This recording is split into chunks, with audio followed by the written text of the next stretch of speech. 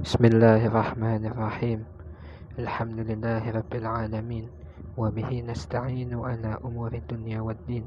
Wassalatu wassalamu ala asyrafil anbiya'i wal mursalin sayyidina wa maulana Muhammadin wa ala alihi wa sahbihi ajma'in. Amma ba'd. Di zaman yang penuh fitnah ini, di zaman yang penuh dengan ujian ini, pernikahan menjadi sesuatu yang tabu. Pernikahan menjadi sesuatu hal yang sangat mahal. Mengapa demikian? Karena banyak dari pihak perempuan maupun pihak laki-laki ataupun siapapun itu yang menginginkan pernikahan tersebut secara mewah, secara glamor, secara wah, mengikuti kemauan hawa nafsunya, mengikuti apa-apa yang ada di dunia ini, mengikuti sesuatu yang tren, istilahnya yang bisa disebut FOMO. Banyak anak-anak muda sekarang yang FOMO, khususnya di dalam bidang pernikahan. Contohnya, aku mau nikah sama yang begini.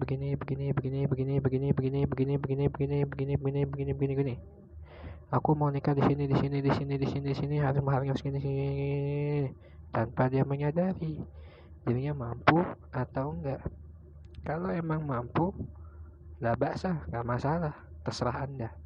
Tapi yang jadi masalah ketika kita pas-pasan, ketika kita cuma punya sedikit, kemampuan kita sedikit, tapi kita memaksakan untuk seperti itu, yang tinggi, yang mewah. Apa nggak sakit? Apa nggak capek? Pasti capek.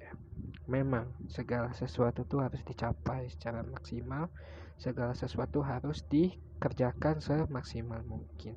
Tapi ingat, kita juga harus tahu namanya batas wajar, kita tahu batas kemampuan kita harus tahu seberapa mampu diri kita, jangan sampai dipaksakan, karena ini merupakan ibadah. Nikah itu ibadah, bukan pamer-pamer harta, bukan ajang jual beli anak, bukan ajang untuk show off kan kekayaan. Begitu. Nah, di zaman yang penuh fitnah sekarang ini, terkadang anda ngomong kayak gini, mohon maaf, banyak pihak wanita yang menginginkan pihak keluarga wanita menginginkan si wanita itu dimahari dengan harga yang sangat tinggi dan bahkan di luar nalar, dan bahkan membuat si pria itu ketakutan untuk menikah dan tidak mau menikah dan lebih memilih jalan yang haram. Kenapa? Padahal nikah itu gampang. Yang penting ada mempelai, ada wali, ada saksi, ada ijab dan kabul, mahar, sudah selesai. Tapi kenapa harus dipersulit, harus begini? Ingatlah, ketika pernikahan disulitkan, maka akan ada lubang perzinahan yang menghantui, akan ada lubang dosa yang siap menerkam Anda, siap menerkam anak-anak Anda, siap menerkam keluarga Anda.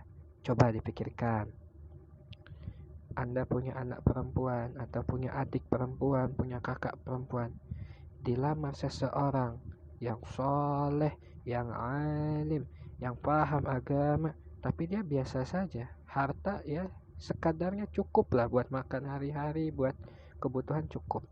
Tapi si orang tua perempuan ini meminta kepada si laki-laki, wahai laki-laki, engkau boleh menikahi anakku, tapi dengan syarat maharnya misalkan sebesar 2 miliar rupiah.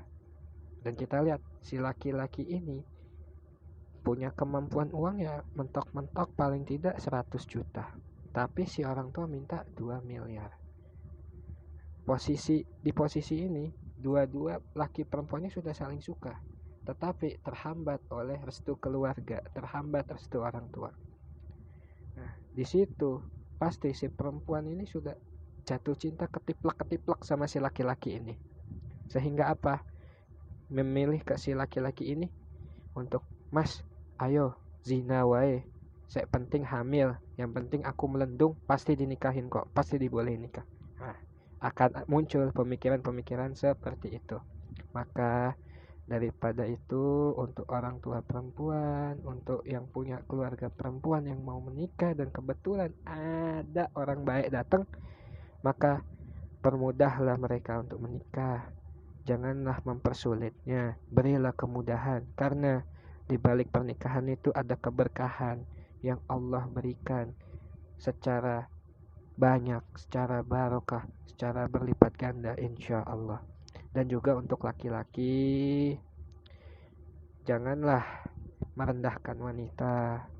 Kalau memberi mahar semampunya, tetapi jangan merendahkan, dan juga jangan memaksakan diri. Kalau memang dia tidak bisa, cari yang lain. Perempuan banyak, gak cuma dia. Seperti itu. Dan juga untuk keluarga-keluarga yang punya anak, baik itu laki-laki perempuan mau menikah, maka ketika memang anak-anak Anda, anak-anak kita ada keinginan untuk menikah, maka kita harus tanggapi serius. Jangan dianggap, "Halah, kamu kok masih sekolah, kamu kok masih ini, belum punya ini, belum ini." Jangan. Hati-hati, hati-hati. Takutnya barangkali anak kita nih sudah butuh namanya pernikahan, sudah butuh namanya hal-hal yang bersifat nanti dilakukan setelah pernikahan, daripada anak kita, anak bapak ibu semua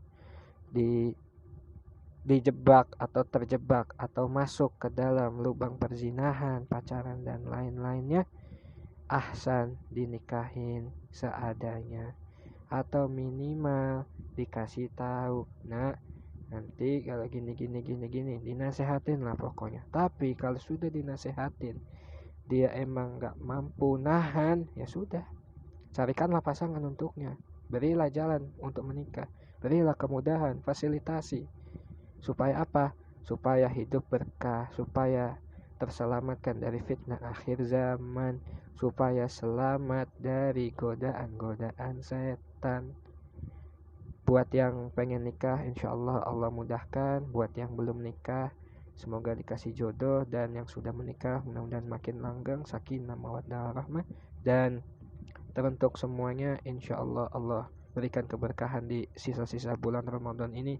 Dan Allah jadikan kita so'imin yang baik, so'imin yang diterima oleh Allah subhanahu wa ta'ala. Amin ya rabbal alamin. Wa'alafu minkum. Assalamualaikum warahmatullahi wabarakatuh.